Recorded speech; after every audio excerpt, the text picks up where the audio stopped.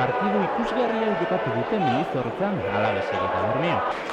8 gol ikusteko parada ez da zarritan izaten, baina Gasteizen gol kezka zoragarria ikusi ahal izan da gaurkoan.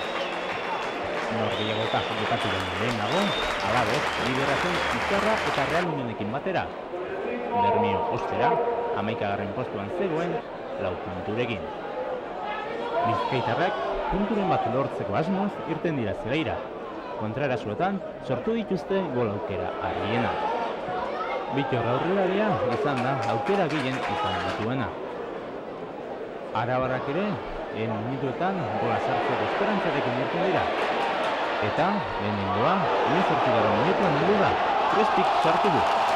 Alabeseko aurrelariak oso ondo aprobetxatu du gutxi musikaren erdiraketa. Gasteiztarrek gol gehiago zituzten. Eta, bigarrena, 34. minutuan heldu da. Zorrenez barrenetadu egin, eta bere erdiraketa Aranaren gorputzera joan da, ondorioz zareetara.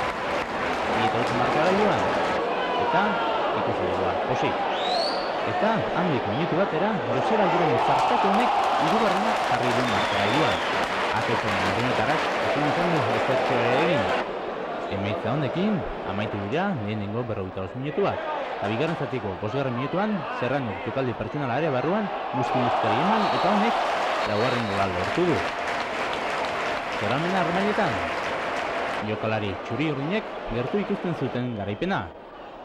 Bermeo aurreruz joan da, eta estutasunak ere eman dizkio Tito Atezeinari. Alabeseko Atezeinak erantzun bikaina eman dio Bittorren jaurtiketa horri. Baina, inok uste ez zuenean, Bizkaitarren erreakzio bat horri da. Bigarren zatiko 26. minutuan, Bittorrek onela lortu du Bizkaitarren lehen gola. Oso ondo aprobetxatu du aurrelariak Urrenen pasea. Eta, handik, 5 minutura, bigarren atorri da. Alkortak eskubitik erdiratu eta Urrenek modu horretan lortu du gola.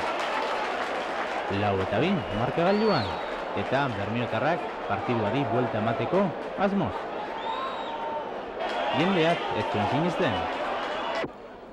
Baina hirugarrenare etorri da, jokaldi luze honetan, San Miguelek faltatera, atzerali arabarrek ezin urrundu baloia aldu zaio berriro San Migueli, honek erdiratu eta Bittorrek hirugarrena egin du.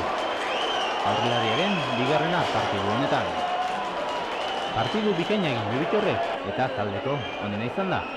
Ikuslegoa urduri, baina Alabesek minutu bat faltazenean partida bukatzeko 5. lortu du. Mujikak erdiratu eta Alesek modu honetan egin du gola.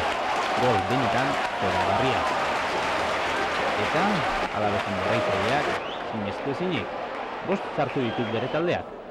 Beraz, partidu amaieran 5-3. Eta Alabes da, Real Unionekin batera, bigarren mailako liderra.